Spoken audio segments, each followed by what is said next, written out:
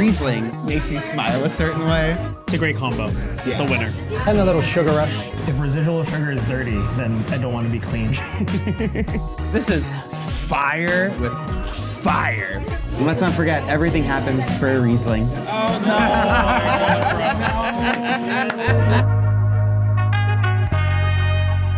Welcome to The Wine Show. I'm Master Sommelier Jonathan Eichholz, and we're going to explore the world of wine one grape at a time. Today's episode is one I've been really looking forward to. We're going to talk about my favorite grape variety on planet Earth, Riesling.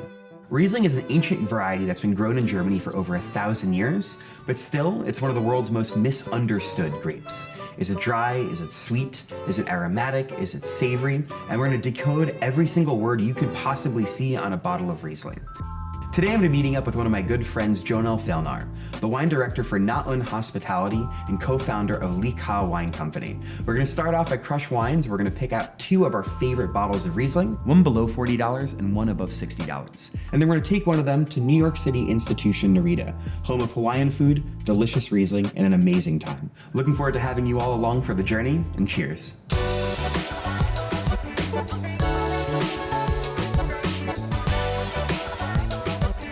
Excited to dive into the world of Riesling, sir? I'm so excited and always ready. When you think of Riesling, what are the first things that come to mind? Deliciousness. I feel like Riesling is always top of mind when I want to grab a glass of wine to drink. It doesn't matter what the cuisine is, it's just something that I naturally gravitate towards. Always a delicious grape, and when we think of that, our brains first go to the world of Germany. That's right. But obviously Riesling is grown all throughout the world. We have Germany, we have Austria, Australia, France, here in the States, a lot of amazing places making the variety, but German Riesling is the most common one on the market. So when you see German Riesling, what are you expecting to come out of the bottle? There's so many different styles from different regions. I think it's a country that is focused on this variety in a wonderful way. Seeing where it's from, how it's made, is it trocken, is it not trocken, or dry or off dry? We really detect residual sugar at about 9 grams per liter. So as long as you stay below that, you stay trocken. People look at residual sugar and off-dry Riesling as like this dirty word. And at the end of the day, Riesling is one of those grapes that just rips across your palate in the most beautiful way with all this depth of flavor and lift. Yeah. People sometimes forget that just a little bit of sugar enhances that experience. If residual sugar is dirty, then I don't want to be clean. And what are some words you see on bottles of wine that talk about wines that might have some sweetness inside of it and kind of the Germanic cultures? Probably the most widely produced would be a cabinet, which is a first level into the Predikat system where you have a little bit more ripeness at harvest. Typically, cabinets will have a little bit of that residual sugar that comes through, lightly so, which makes it honestly a very gastronomic food pairing wine. It's also probably the most universally appreciated style. Yeah, I feel like Cabinet Riesling to me is just like this featherweight ballerina, but the bones of a linebacker to some degree. There's elegance and lift, but it has so much power in regards to the depth of flavor. And one of the fun things to talk about is just what these words really mean. Yeah. So cabinet was the wine you kept back in the cabinet just in case next year was a bad vintage. Yeah. And then Spätlese being late picked, Auslese being the selected harvest. That's right. And then we have the Bier in Auslese, which is a selected berry harvest. And then we have Trocken Bier in Auslese, the dried single berry select harvest. They're working your way from off-dry to lusciously life-changing sweet. I have a Duolingo streak. I'm not that great at German. I can start a fight in German, but I definitely can't order a coffee. But definitely important to know what these words mean as people who enjoy wine and share it with others.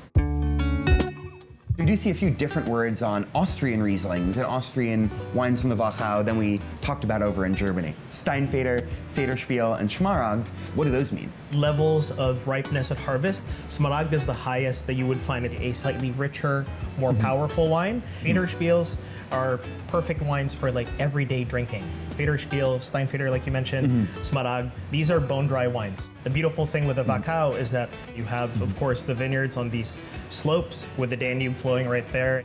Altsinger, the family has been making wine for quite a while. They produce wines that are so crystalline on the palate. They're lightning, they're acid-driven. You let these wines age a little bit, 10, 15, 20, 30 years of age, represent a whole different flavor spectrum that I just really appreciate. The magic sometimes with Riesling is when it's aged.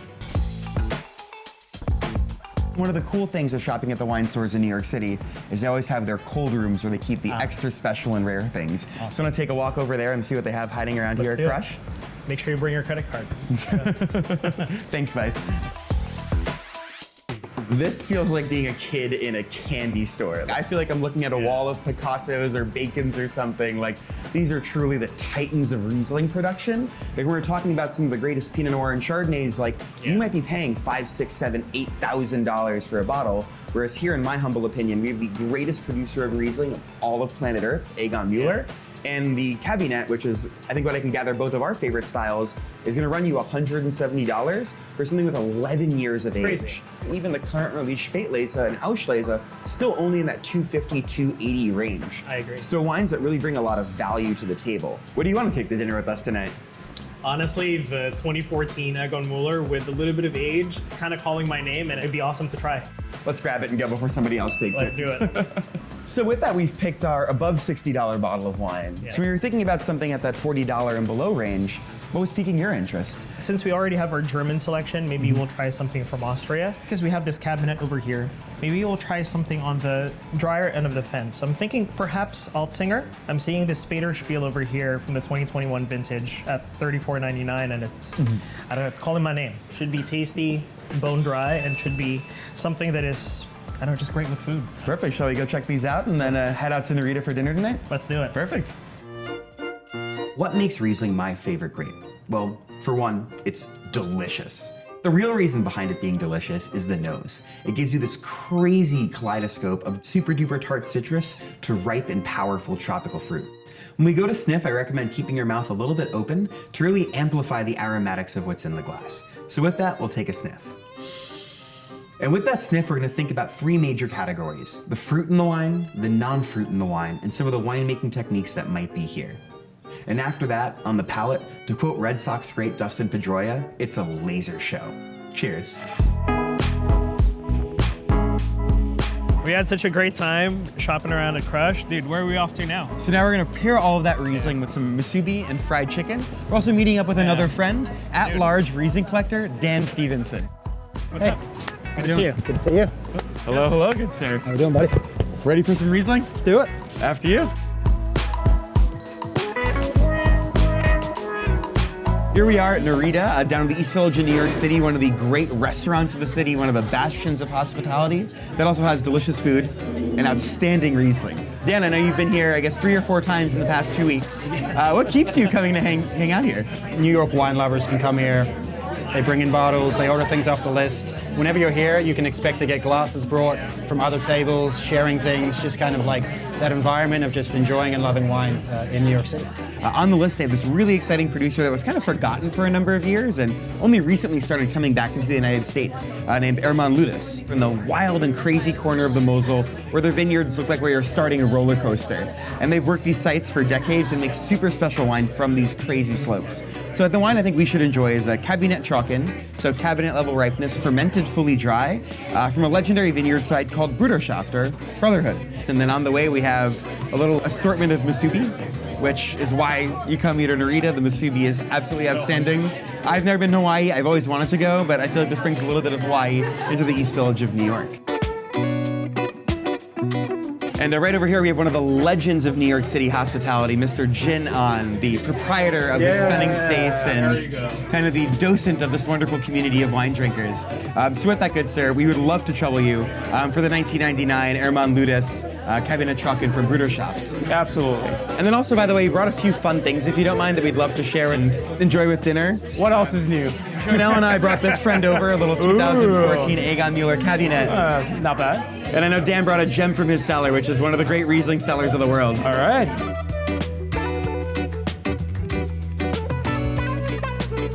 Cheers, everyone. Or as I would say, Prost, I guess. Yeah. Roast indeed. This 99 is on fire. What's also really fun here is we have Riesling from 3 different decades in 3 very different styles. We have a Cabinet Trocken from the Mosel in Germany. We have a Cabinet from the Mosel in Germany. And then here we have a Grosse Gewächs wine coming from the Rheinhessen in Germany. For me, the Egon, the word I'd use is like classic. A style of wine that's been made in Germany for like a long time from clearly a very, very high quality and renowned producer. When a lot of people think about German wine and German Riesling, like they think about this. Like the Ludes, for me, like this is fun. It's like there's a ton of complexity for sure. 2 o'clock on a Saturday afternoon and the sun's out and you want to open a wine that you can just sit there and like pound on the porch. It's got a ton of age on it, which is really cool, but like you could just drink this all day. It's probably pretty low alcohol as well. And then for me, the Keller, it's this like power without weight kind of thing where dance of a ballerina kind of acidity that comes through at the end that keeps it nicely balanced. If like you're a Chardonnay drinker, something like this may be like really interesting. And I think with Riesling in particular, it reminds me of some fruits that I grew up with in my backyard. You know, like we had a guava tree going up. I get a little bit of that pink guava. Pineapple comes to mind as well, which I hope we have at some point in the evening, because I also have. Riesling has all of these flavors, and I think they can kind of really hit a little note in terms of memory for everybody.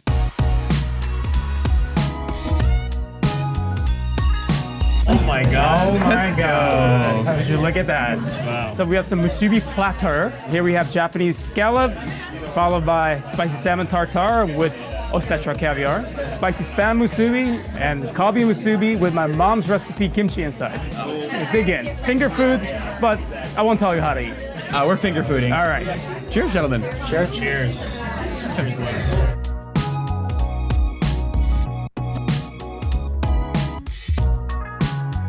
I don't have much Hawaiian origin. This is actually the first place I ever had Spam. Oh, no way. And it's so good. Yeah. Spam is delicious. Do not be afraid of it. I grew up with it. This is a staple for breakfast in the Philippines. What wines are speaking to you both here? A ton of heat that's coming through with whatever gin's put in there with the Spam. It's what I've been waiting for is the Cabernet. It comes straight there, and just that little touch of RS that's in there and the acidity that balances it out. For me, the great pairings of the world is kind of spicy food and off-dry Riesling. Just the luxuriousness of a bite of Spam, which is an oxymoron, but I think it's luxurious as hell. It is. It's delicious. There we go. Mochiko fried chicken, macaroni salad, King's Hawaiian bread, spicy meal, soy chipotle. What is the story of Mochiko fried chicken? Why is it such a unique style? I don't know, Mochiko's been around quite a bit of time, and Hawaiians use the Mochiko flour more often than other people. It gives you a certain crust, maybe similar to panko, but it's gluten-free. This is sweet rice. Any fried chicken to me is good fried chicken, but there's a reason I keep coming back to Noreetuh. This is a big part of it. Cheers. Steve, thank you so much, man. This has been amazing.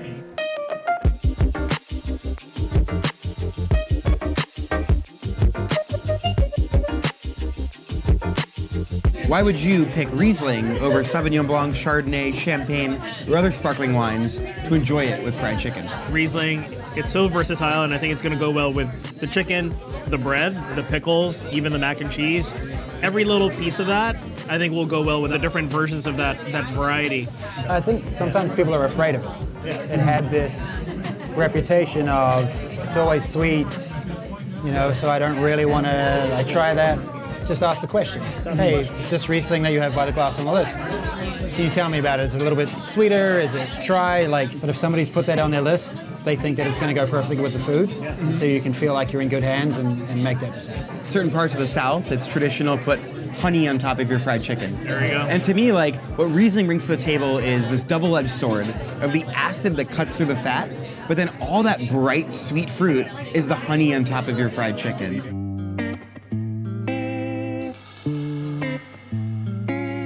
You feel like Moses, parting the Riesling Sea right now to get to some dessert.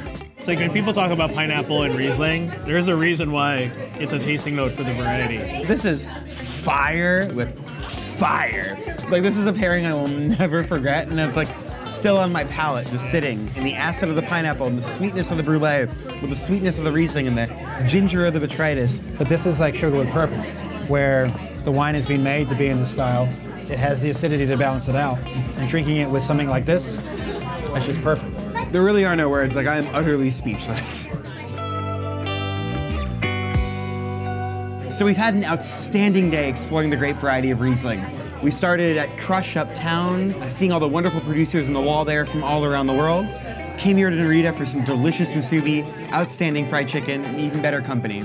Let's not forget, everything happens for a Riesling. Cheers. Oh my Lord. Cheers.